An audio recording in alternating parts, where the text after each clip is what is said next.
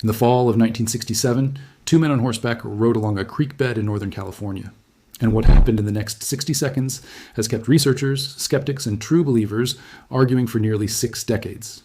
Now imagine handing that same 60 seconds of footage to one of the most advanced artificial intelligence systems ever built, and asking it a simple question. Not, is Bigfoot real? Something narrower, something more honest. Does this footage behave like something a human being could fake in 1967? Stick with me for the next few minutes, because by the end of this video, you're going to look at this old film completely differently, and you are going to understand exactly why nobody, not even a machine built to spot patterns humans miss, has ever been able to put this mystery to rest. Let's set the scene properly, because you cannot understand why this question even matters until you understand where this story actually began. Long before Roger Patterson ever loaded film into a camera, the tribes of the Pacific Northwest already had names and stories for a large, hair-covered, upright walking being that lived deep in the timber and generally kept its distance from people. These were not told as ghost stories for entertainment around a fire. They were passed down the same way people passed down warnings about grizzly bears or unstable river crossings, as practical information about something real enough to be careful of. When settlers pushed into those same forests during the 1800s, newspapers in logging towns started printing their own versions of the same reports. Oversized footprints, strange calls at night that did not match any known animal.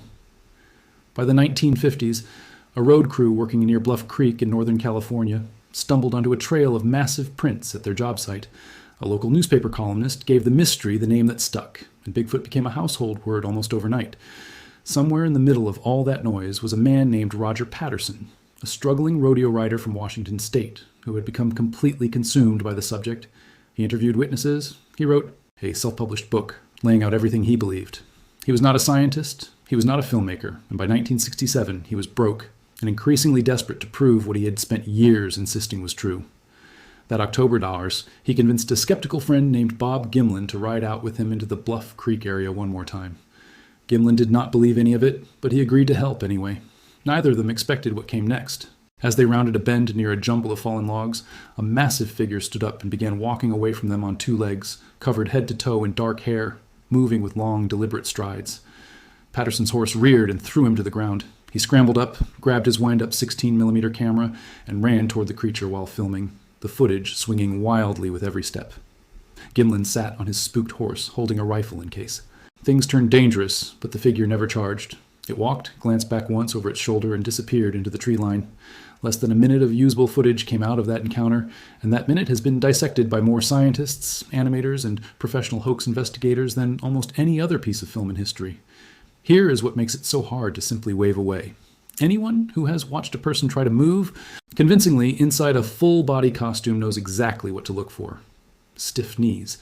A wide, unnatural stance to keep from tipping over. Arms that swing at the wrong rhythm because the wearer cannot see properly through the mask. Visible effort with every single step. Frame by frame, the figure in this footage does not show those tells. Its stride is long and loose. Its arms swing in sync with its hips the way a real walking body's would. Even people who are completely convinced this is a hoax will often admit, if you push them on it, that it does not move like someone struggling inside a rubber suit. For decades, that single observation split the whole debate in two, and neither side ever fully closed the gap. Believers pointed at the fluid gait and the way the hair moved with real weight and texture, arguing that nobody working with 1960s costume technology could fake that kind of realism. Skeptics pointed at something far simpler. Patterson was in debt. He had just published a book claiming this exact creature was real, and it seemed awfully convenient that the one day in his life he happened to be carrying a movie camera was the exact day a legendary animal strolled past him in broad daylight.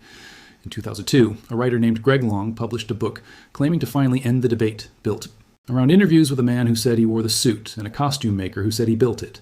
That should have settled things permanently. Instead, the story kept unraveling. The two men's descriptions of the supposed costume contradicted each other across different interviews. No physical suit was ever produced, because according to them, it no longer existed. And when other researchers tried to build a costume matching those descriptions and recreate the footage shot for shot, every single attempt fell short. The recreations looked like costumes. They moved like costumes. The original footage kept looking like something else. That failed recreation attempt deserves more attention than it usually gets, because it is one of the strangest parts of this whole case. These were not amateurs guessing blindly. Professional costume designers, people who had built convincing creature suits for real film productions, worked from first-hand interviews and sketches provided by the two men who claimed to have built and worn the original. And still, the knees bent wrong. The shoulders sat too high and too stiff. The stride kept coming out short and choppy instead of long and smooth. If a hoax really happened using 1967 materials, then somehow nobody since, not even with better fabrics, better foam, and decades of special effects experience, has managed to repeat it. That is a strange kind of failure for a case that is supposedly closed. It also helps to remember just how limited practical effects technology actually was at that time. This was years before Hollywood had developed the kind of full-body animatronic creature suits that later became standard. The idea of a costume with individually articulated muscle movement, the kind of thing that could explain subtle shifting under the hair as the figure moves, simply was not something available to an amateur filmmaker working with almost no budget in a remote forest. That does not make a hoax impossible. People have pulled off surprising things with limited resources before, but it raises the bar considerably for what any hoax explanation actually has to account for, and more than 50 years later, nobody claiming credit for building the suit has cleared that bar convincingly. So here is where the thought experiment comes in, and I want you to really sit with this one because it is far more interesting than another dramatic headline. Picture handing the highest resolution scan of this footage that has ever existed over to an advanced AI system, one built for motion analysis and pattern recognition, and asking it to simply measure what a human eye cannot reliably measure on its own. What would that actually look like? And what could it honestly tell you? The first thing worth doing is mapping motion, frame by frame, across the entire clip, tracking every joint and every shift in weight as a set of moving coordinates through time. Human gait is remarkably consistent. Our arms swing in a very specific relationship to our opposite leg, and our center of gravity shifts in a predictable pattern with every step. When a person tries to fake an unfamiliar kind of walk, especially while wearing a bulky costume with limited visibility, that consistency tends to break down into small stumbles and constant tiny corrections. A frame-by-frame motion map would either surface those human fingerprints clearly, or it would not. The second thing worth measuring is proportion. How does arm length compare to leg length? How wide are the shoulders relative to the hips? How does torso length compare to total height? Human bodies fall into a fairly narrow band of possible proportions, even accounting for unusually tall or heavy individuals. A costume can bulk up shoulders, but keeping every proportional relationship correct across a moving body, frame after frame, under natural, outdoor lighting is a much harder problem than most people assume. If an analysis found the arm length, torso depth, and stride length all falling outside typical human ranges, and also outside known great ape ranges, that alone would be a legitimately interesting data point. Not proof of anything extraordinary, but a real anomaly that deserves an explanation. The third area worth examining is balance and center of gravity, something stunt coordinators and animators obsess over precisely because it is so difficult to fake convincingly. Calculating where a moving body's weight is centered. In every frame tells you a great deal about whether that movement looks physically efficient or physically strained. A person wearing extra padding with restricted vision, walking across an uneven sandy creek bed, would almost certainly show visible signs of struggle. A wider stance for stability, more time balancing awkwardly on one leg, small corrective steps to avoid falling.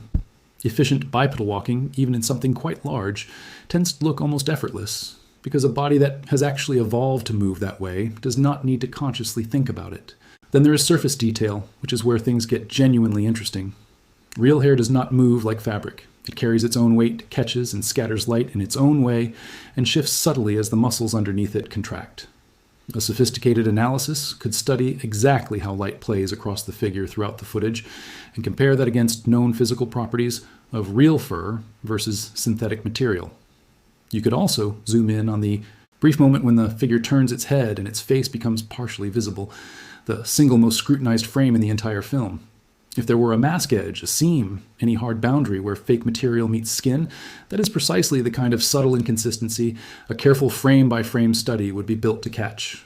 There's one more layer that most casual breakdowns of this case skip entirely, and it might be the most important one. Terrain matters just as much as the body walking across it. That creek bed was not flat, paved ground. It was soft, uneven, sandy terrain, the kind of surface that shifts slightly under real weight and forces constant, tiny balance adjustments. A proper analysis would need to map the slope and texture of that ground across every frame, then check whether the figure's foot placement and weight transfer actually makes sense for that specific surface. A person in a poorly fitted, vision-restricting costume, walking across soft sand while being watched by two people on spooked horses, would very likely show hesitation or extra caution with foot placement. Confident, unbroken, long stride, walking across unpredictable ground, usually comes from a body that already knows instinctively how much weight it is carrying and exactly how its own feet work. None of this, and it is worth being completely upfront about this, would hand you a final verdict. What it would give you is a stack of individually measurable data points: stride mechanics, proportion ratios, balance calculations, terrain interaction, surface light behavior, each one either lining up with what you would expect from a real, unidentified moving body, or lining up with what you would expect from a person struggling inside a homemade costume. Even the most advanced AI system imaginable is not handing down a courtroom verdict here. It is handing over evidence, the same way a forensic lab hands evidence to a courtroom rather than a conclusion. What anyone does with that evidence afterward is still a human judgment call. And here is where I want to be fully transparent with you, because it matters more than another exaggerated claim ever could. Even a system that returned no signs of digital tampering, no visible seams, motion patterns that did not match known human compensation behavior, and proportions falling outside both human and ape ranges, would not mean the mystery is solved. It would not mean a lost species has been proven real. What it would mean is something narrower and, honestly, more interesting. That whatever is on this piece of film is extremely difficult to explain as a simple, cheap hoax using 1967 technology, and that the case for dismissing it outright is weaker than most people assume. That is a very different statement than claiming an AI found Bigfoot, and that distinction matters because the honest version of this story is almost always more compelling than the manufactured one. There is an important counterpoint here too, and any fair treatment of this topic has to include it. A pattern recognition system is only as good as what it has been trained to recognize.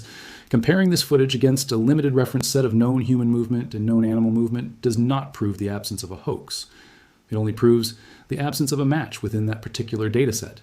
If the system was never exposed to examples of extremely well-made, low-budget practical effects work from obscure independent creators, or was never given a wide enough range of unusual human gait variation to compare against, it could easily flag something as anomalous simply because its reference data was incomplete. A machine saying this does not match anything in my training data is a fundamentally different claim from this does not match anything that exists in reality. Skeptics are right to push back hard on that distinction, and glossing over it just to land a punchier ending would not be honest. It is also worth acknowledging the human side of the skepticism here, because the people who doubt this footage are not simply being difficult for its own sake. They are pointing at a real, recurring weakness in how this entire field has operated for decades. Extraordinary footage tends to attract extraordinary financial incentive, and Patterson had every reason in the world to want this film to look convincing. He had just published a book making exactly this claim. He was in debt, and a famous piece of footage matching his book's description would have been the best advertisement he could possibly have hoped for. That timing alone does not prove a hoax, but it is exactly the kind of detail a careful investigator has to weigh honestly rather than brushing aside because it complicates the more exciting version of events. There's also the simple fact that humans are extremely good at finding patterns even where none exist, and that tendency does not disappear just because you replace a human analyst with a machine. If the people building an AI analysis tool go into the process already expecting to find something unexplainable, that expectation can quietly shape which measurements get emphasized and which ones get downplayed, even without anyone intending to bias the outcome. Good science guards against this with blind analysis and independent replication, and any serious modern attempt to re-examine this footage would need exactly that kind of safeguard. Multiple independent teams, published methodology, results other researchers can actually check for themselves, not a single unverified claim dropped into a video without any way for outsiders to confirm it. It is also worth remembering that even the most careful modern analysis is still working from a badly degraded source. This is more than 50-year-old 16mm film, shot handheld by a man who had just been throned from a spooked horse. Grain, motion blur, and inconsistent exposure all introduce noise into any measurement you try to extract from it. Any biomechanical model built on that kind of source material will always carry a real margin of error, and no honest analysis, human or artificial, should ever claim more certainty than the footage itself can actually support. So where does that leave things? Roughly in the same place, cryptozoologists, filmmakers, and skeptics have been stuck for well over half a century, except now with new tools worth pointing at old, unresolved questions. The honest version of this story is not that some system has finally cracked the case wide open. It is that this particular piece of footage remains one of the very few pieces of purported evidence in this entire field that has survived. Every serious attempt to debunk it using the technology and techniques available at the time it was examined. Every physical recreation has fallen short. Every confession has come apart under its own contradictions. Every simple biological explanation runs into a wall of missing evidence because North America has no native great apes in its fossil record, and the extinct giant ape sometimes brought up in these discussions was almost certainly built to move on all fours, not stroll upright through a creek bed. Bob Gimlin, the man who was actually standing there holding that rifle, has spent more than 5 decades telling the same version of events without wavering and without ever admitting to any kind of trick, despite decades of ridicule and endless interview requests. Roger Patterson died in 1972, just 5 years after that afternoon, having spent much of the time in between defending footage that brought him more enemies than money. If this had truly been staged purely to sell a book, he did not get much time to enjoy the payoff. That detail rarely makes it into the more sensational retellings of this story, and it deserves to, if we are being honest about the people involved and not just the footage itself. And it is worth circling all the way back to where this story actually began, long before any camera was ever pointed at anything. The tribes who lived in and around those forests for generations, before Patterson ever showed up, were not describing a single rare event. They were describing something they treated as an uncommon but ongoing part of life in that landscape, consistent enough across different groups and different regions to suggest more than one shared campfire story passed hand to hand. None of that proves what walked past 2 men on horseback in October of 1967, but it does mean that whatever showed up in that clearing did not step into an empty story. It stepped into one that had already been quietly told, in its own words, for a very long time before anyone thought to bring a camera into those woods. So here's where I want to leave it with you, because I do not have a verdict, and honestly, nobody does, machine included. If you had the tools, the time, and genuine access to run a fully transparent, peer-reviewed analysis on this, footage using everything we just walked through, motion tracking, proportion mapping, balance calculation, surface and light behavior, what do you actually think it would show? Would it finally put the hoax explanation to rest, or would it just hand skeptics a newer, more technical reason to keep doubting? Drop your honest take in the comments, and tell me whether you land closer to the believers or the skeptics on this one. Because more than 50 years later, one thing has not changed. Nobody can tell you with certainty what walked through that clearing that October afternoon. Not the believers who want it to be real, not the skeptics who want it to be fake, and not any tool, human or artificial, that has looked at it since.